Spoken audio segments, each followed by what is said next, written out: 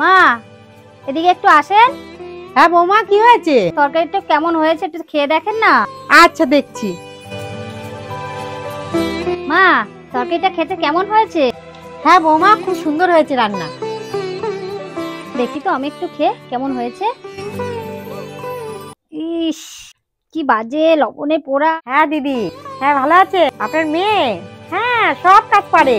আপনি তো খুব ভালো করেছেন, মেয়েকে সব কিছু শিখিয়ে পড়িয়ে এখানে পাঠিয়ে দিয়েছেন। সব কিছু করে আপনার মেয়ে। যা আমার মায়ের কাছে সবকিছু বলে দিচ্ছে, আমার মা তো খুব লজ্জা পাবে, খুব মান সম্মানে পড়ে যাবে। কি করি? হ্যাঁ দিদি, তাহলে রাখছি তাহলে। হ্যাঁ মা আপনি আমার মাকে মিথ্যা কথা কেন বললেন?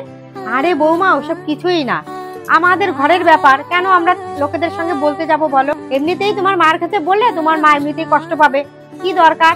আমার তোমার ব্যাপার দুজনের মধ্যেই থাক। তাছাড়াও তুমি তো আস্তে আস্তে সব কাজ শিখেই যাবে। মা আপনি তো নিজের মেয়েকে সবকিছু শিখিয়ে পড়িয়েছেন, তাছাড়াও আমি তো অন্যের মেয়ে, আর আমাকে আপনি শিখিয়ে পড়িয়ে আদর ভালোবাসা দিয়ে সবকিছু শিখিয়ে নিয়েছেন। এটাই কিন্তু আমার কাছে অনেক বড় পাওয়া। মা মা জন্মদাতা মা, সে তো সবকিছু মেয়েকে শিখাবে, কিন্তু আমিও তো তোমার মা, আমিও তোমাকে সবকিছু শিখাবো। আমার মেয়ে আর তুমি, তোমাদের মধ্যে দুজনে কোনোদিন আমি আলাদা চোখে দেখিনি। আমার মেয়েও যেমন আর তুমিও আমার কাছে তেমন। মা আপনার মতো শাশুড়ি পাওয়া অনেক ভাগ্যের ব্যাপার, আর আমি সেটা পেয়েও গেছি। ও বৌমা, এদিকে আসো, আমি একটু বাজারের দিকে যাব, আমার একটু কাজ আছে। তুমি এসে চালকোটা ঝাড়ো তো, এদিকে আসো, নাও চালকোটা ঝেড়ে ওতে রাখো। মা আমি তো কোনোদিন কুলো ঝাড়িনি, আমি কি চালটা ঝাড়তে পারবো? আরে না, ঝেড়েই বলছো কেন পারবো না? আজগুলোটা ধরো, আগে ঝেড়ে তো দেখাও। ঠিক আছে। আয় ভগবান, এ কি করছো তুমি?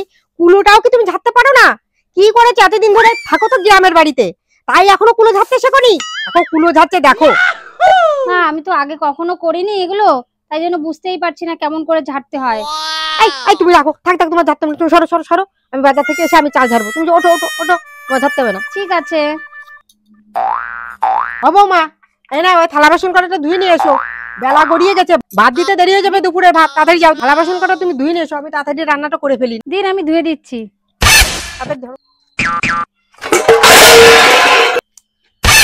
আরে গেল গেল গেল, আমার সব গেল সব গেল, আমার দেখো কি করিতে রে ভগবান, সব থালা বাসন গুলো আমার ফেলে দিল। এরে অলক্ষী অলক্ষী লক্ষণ, এখন কোনো কাজ শিখে শুনি তুমি? দেখো দেখো, তুমি এখানে রাখো, তোমার কিছু করতে পারে। যাও তুমি ঘরে যাও, দিন ভরে গেলে মোবাইলটা পুকে যাও বসে বসে। ঠিক আছে। শেষ করে দিল সব। আমি কি বিয়ে দিয়ে বসে বসে কালেও শেখবে না, কাজটা আমার বাড়িয়ে দিচ্ছে, আর করতে করতে আমার জীবনটা শেষ হয়ে যাবে আমার।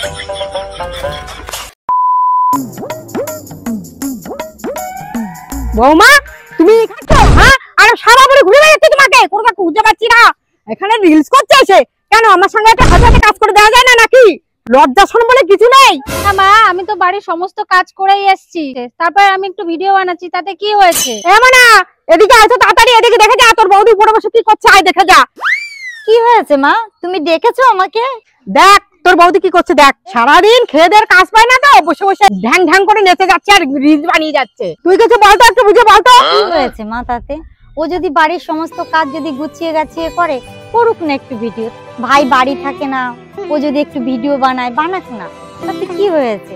ও তুমিও তালে তালে তাল দিচ্ছ? আমি চাই না যে আমার বৌমা ভিডিও করুক আর পাড়ার লোকে দেখুক সবাই। এটা কি ভালো কথা না খারাপ কথা? তোমার আর কথা বলার দরকার নেই, আমি বুঝতে পেরেছি বৌদির দলে দল দিচ্ছ, আমি এসব পছন্দ করি না। মা শোনো, আমি তোমাকে একটা কথা বলি, আমিও তো ভিডিও বানাই, তুমি তো কোনো আপত্তি করো না। বোন যখন বানাচ্ছে বানাক না, তোমার কিসের এত অসুবিধা? ও যদি একটু টাইম পাস করে, করুক না। আমি তোমার মেয়ে বলে তুমি কিছু বলো না, ও তোমার বৌমা বলে তোমার এত আপত্তি। আমি তোমার মেয়ে, ও তোমার মেয়ে, এটা মেনে নিলেই তো হয়ে গেল।